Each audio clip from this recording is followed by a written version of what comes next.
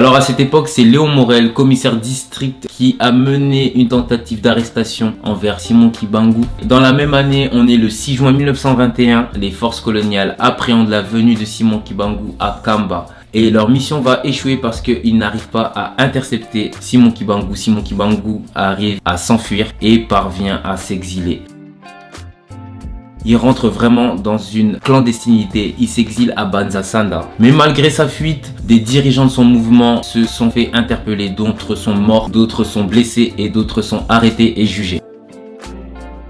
Donc c'est seulement en septembre 1921 que Simon Kibangu se rend aux autorités sans violence. Et par après, il sera jugé au tribunal militaire de Banzangungu, anciennement appelé Tisville. Donc petite anecdote, Banzangungu c'est la ville où mon père est né, dans laquelle il a grandi aussi, dans laquelle il était en internat. Ça me fait bizarre parce que quand j'ai regardé les documentaires, j'ai vu ça, je me suis dit ah ouais. Et je pense que c'est une des raisons pourquoi mon père aussi me parlait beaucoup de Simon Kibangu. Il avait un portrait de Simon Kibangu, il est encore chez ma mère d'ailleurs. Vous allez voir même pour les plus anciens, certains ne sont pas kimbanguistes mais voient Simon Kibangu comme un homme de Dieu, comme un homme qui a rapporté vraiment la parole tout en gardant les coutumes et les valeurs traditionnelles qu'a le Congo.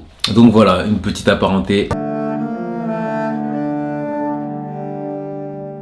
Continuons. Il va se faire juger devant un conseil de guerre et non devant un tribunal civil. Faut savoir que sa peine a été littéralement stricte. Au bout de 3 jours, il a été condamné à mort. Donc lui et certains membres de son mouvement ont été accusés d'avoir porté atteinte à la sûreté de l'État et à la tranquillité publique. Donc la parole de Simon Kibangu va lui porter préjudice parce qu'il aura des propos tels que la colonisation doit finir et va finir.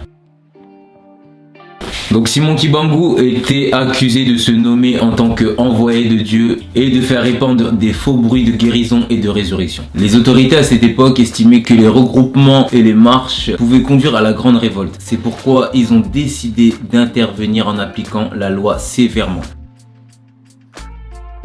Après son arrestation, Simon Kibangu a été reconnu par les médecins qu'il était sain d'esprit et sain de corps. Donc par conséquent, il était responsable de tous ses actes. Il disait de lui que ces crises de nerfs n'étaient que des simulations et qu'il se peut que quelques maladies nerveuses ayant été guéries n'étaient guéries que par suggestion. Donc pour eux, il profitait de la bonne foi de la masse pour parvenir à ses fins. Donc pour être un peu plus précis, il disait que son but était de détruire l'autorité de l'État.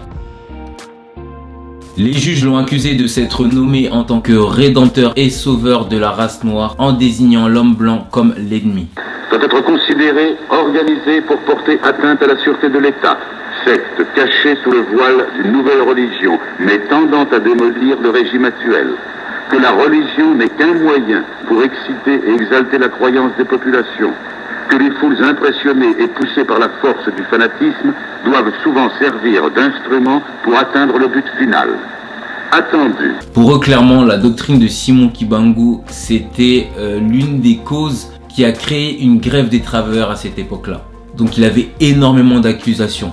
Ces entreprises payent les travailleurs avec des babioles, des objets sans valeur ou du tissu bas de gamme, par exemple.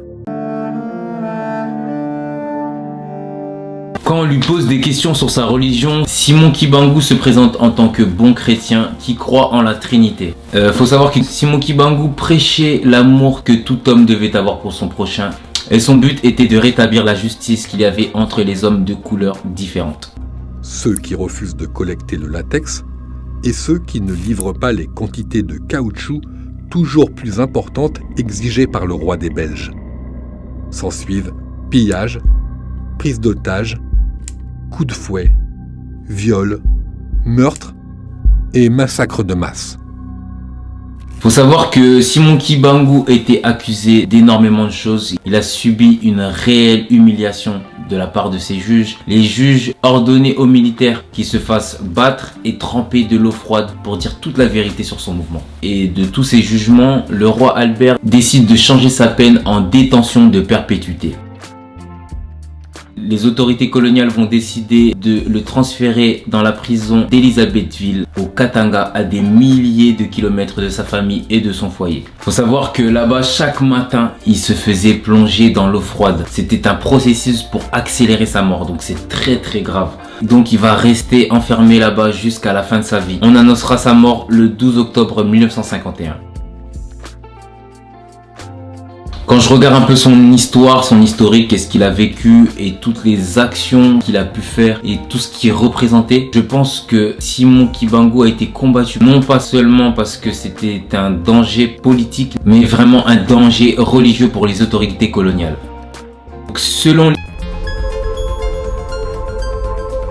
Salut la famille, j'espère que vous allez bien. Moi ça va super, ça fait un petit moment que je vous ai pas parlé. Aujourd'hui j'ai envie d'aborder avec vous une thématique, un sujet et parler d'une histoire et d'une personne vraiment qui me tient à cœur parce que c'est quelque chose dont j'ai entendu parler quand j'étais plus jeune. J'ai vu des portraits de lui mais on m'a jamais vraiment approfondi son histoire. Alors aujourd'hui on va parler de Simon Kimbangu. Alors moi tout simplement pourquoi je veux parler de Simon Kimbangu, parce que ça me fait kiffer de parler de ça, parce que bon, étant plus jeune j'aurais bien voulu en apprendre ou qu'on m'explique un peu son histoire. Donc voilà, j'ai décidé de le partager avec vous. Pour ceux qui ne savent pas qui est Simon Kimbangu est un homme qui représentait dans les années 1920 la spiritualité congolaise. Il était vu à l'époque comme un prophète et qui a créé aussi un mouvement qu'on appelle aujourd'hui le kimbanguisme. Donc avant de vous parler de cette religion, laissez-moi un peu vous parler de cet homme qu'on appelle Simon Kimbangu. J'ai eu le temps de regarder des documentaires le concernant. Simon Kimbangu est né le 12 septembre 1887 à Kamba.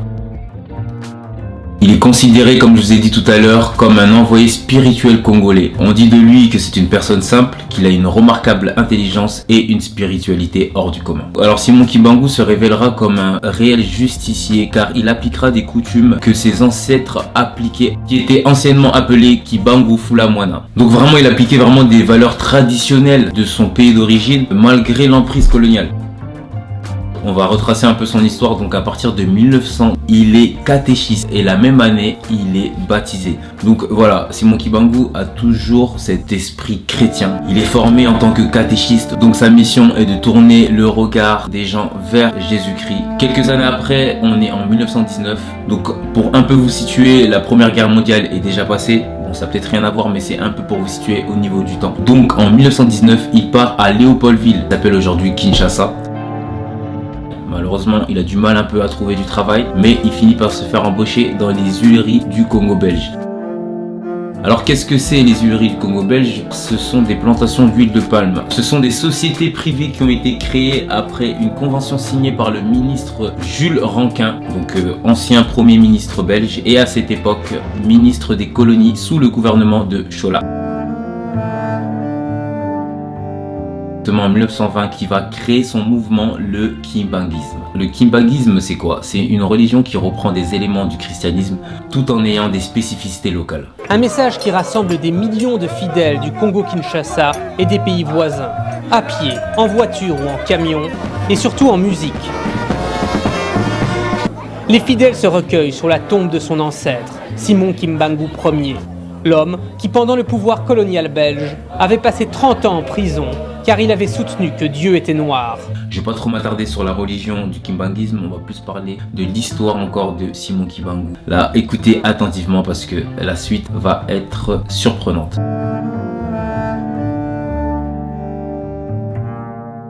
Après avoir travaillé des mois sans être payé dans les huileries du Congo belge à Léopoldville, c'est en 1921 que Simon Kimbangu va faire son premier miracle et va marquer le début de sa prophétie. Nous sommes le 6 avril 1921 et Simon Kimbangu va ressusciter une petite fille par l'imposition de ses mains. Alors à cette époque, les valeurs traditionnelles sont complètement laminées par l'empire colonial. Simon Kimbangu lui rêvait d'un tout autre Congo. Un Congo qui devait revenir à ses fils avec ses valeurs traditionnelles et ses coutumes. Donc c'est pourquoi par son attitude, son comportement et sa pensée religieuse va faire valoir son mouvement non violent à travers la région. Dans les semaines qui vont suivre, il aurait encore guéri d'autres personnes. Ça attire énormément de monde à Kamba et sa renommée ira au-delà des extrémités de l'empire colonial belge, de l'Angola et du Congo français. Ça va attiser beaucoup de curiosité et malheureusement, à cause de ça, les autorités coloniales vont être alarmées de ce mouvement. Faut savoir que la présence de Simon Kimbangu va marquer vraiment le début d'un mouvement de libération au cœur du continent africain. Et ça va donc donner des difficultés à la domination coloniale qu'il y a à cette époque. Peu de temps après, le pouvoir colonial ne va pas hésiter à poursuivre judiciairement Simon Kimbangu dans son mouvement. Parce qu'il faut savoir qu'il faisait des regroupements, il faisait énormément de marches. C'est un mouvement que les Congolais suivaient énormément. Il était vraiment réputé pour sa prophétie, les gens le suivaient, les gens l'admiraient, les gens priaient avec lui. Donc voilà, je pense que ça posait énormément de problèmes à l'empire colonial qui était sur place à ce moment-là. Alors à cette époque, c'est Léon Morel, commissaire district, qui a mené une tentative d'arrestation envers Simon Kimbangu. Dans la même année, on est le 6 juin 1921, les forces coloniales appréhendent la venue de Simon Kimbangu à Kamba. Et leur mission va échouer parce qu'ils n'arrivent pas à intercepter Simon Kimbangu. Simon Kimbangu arrive à s'enfuir et parvient à s'exiler.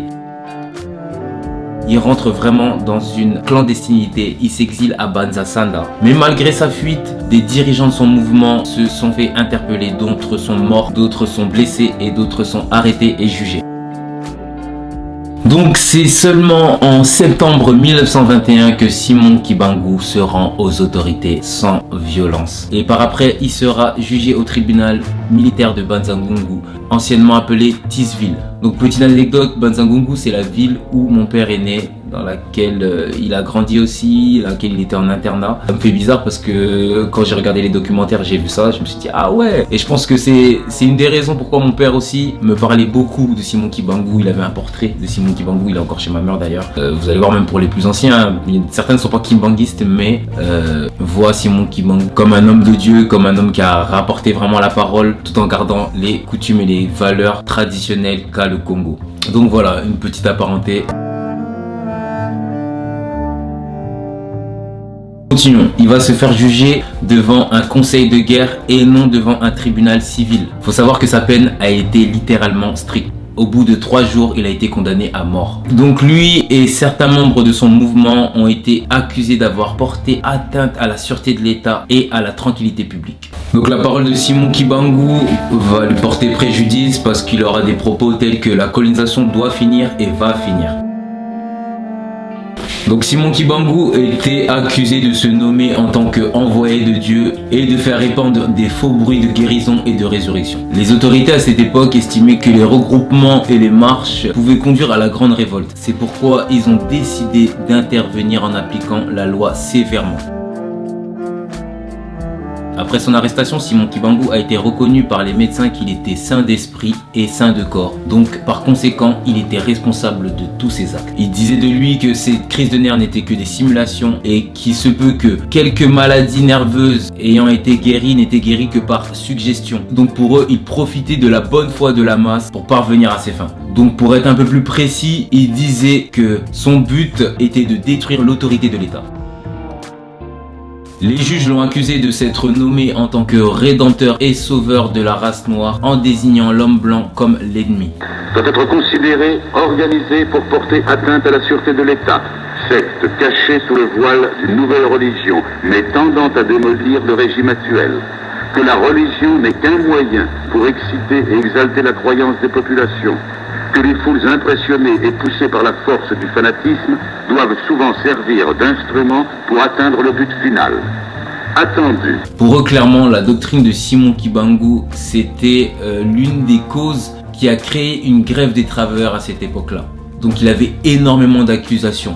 Ces entreprises payent les travailleurs avec des babioles, des objets sans valeur ou du tissu bas de gamme, par exemple. Quand on lui pose des questions sur sa religion, Simon Kimbangu se présente en tant que bon chrétien qui croit en la Trinité. Faut savoir que Simon Kimbangu prêchait l'amour que tout homme devait avoir pour son prochain. Et son but était de rétablir la justice qu'il y avait entre les hommes de couleurs différentes. Ceux qui refusent de collecter le latex et ceux qui ne livrent pas les quantités de caoutchouc toujours plus importantes exigées par le roi des Belges. S'ensuivent pillages, prise d'otages, coups de fouet, viols, meurtres et massacres de masse. Faut savoir que Simon Kimbangu était accusé d'énormément de choses. Il a subi une réelle humiliation de la part de ses juges. Les juges ordonnaient aux militaires qu'ils se fassent battre et tremper de l'eau froide pour dire toute la vérité sur son mouvement. Et de tous ces jugements, le roi Albert décide de changer sa peine en détention de perpétuité. les autorités coloniales vont décider de le transférer dans la prison d'Elisabethville au Katanga, à des milliers de kilomètres de sa famille et de son foyer. Faut savoir que là-bas, chaque matin, il se faisait plonger dans l'eau froide. C'était un processus pour accélérer sa mort, donc c'est très grave.